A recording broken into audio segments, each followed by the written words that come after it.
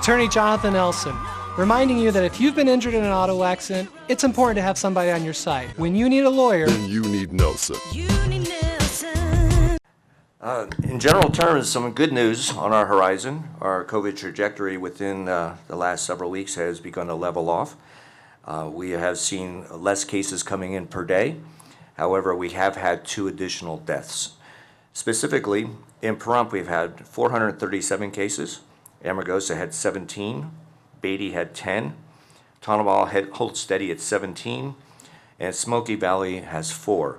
That's a subtotal of 485 cases that we've managed. We also subtract, as we've talked about in previous meetings, the antibody testing and those that are transferred to Clark County due to residency. Even though they may work here, the residency dictates where they're counted. Therefore, we have gone from 440 to 469 cases, including 14 deaths, for a total of 29 additional deaths since our last meeting. We've recorded over 410 recovered status patients, and that's as of last week. We are working closely with the state to legitimize those numbers and to make sure that we are as accurate and up-to-date as possible.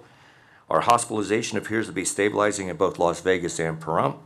Several Nye County cases remain in Las Vegas-based hospitals, however.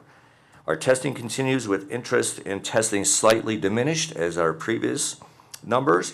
The testing approach used by Nye County is, again, the most proven method for accuracy, and that is the deep nasal pharyngeal, not just simply the shallow nasal testing. Over 6,500 tests have been completed.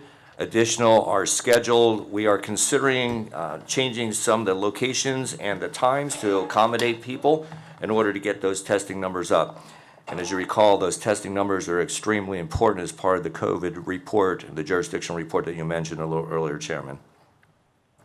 The previous written jurisdictional plan authored by Tim Sutton was met with success, and reopening certain businesses throughout the county in the rural areas.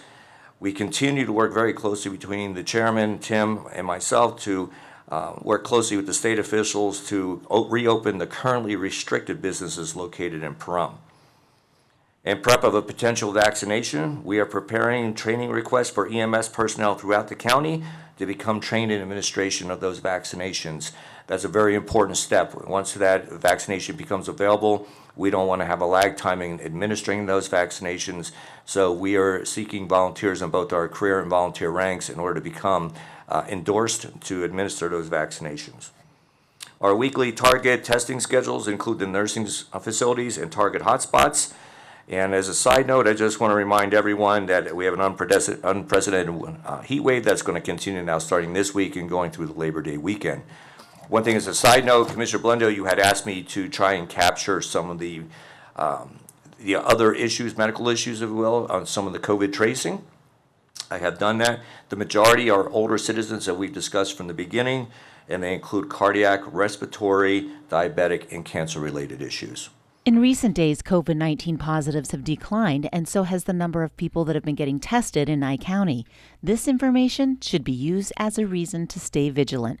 Don't forget your mask, wash your hands, and if you feel ill, please stay home.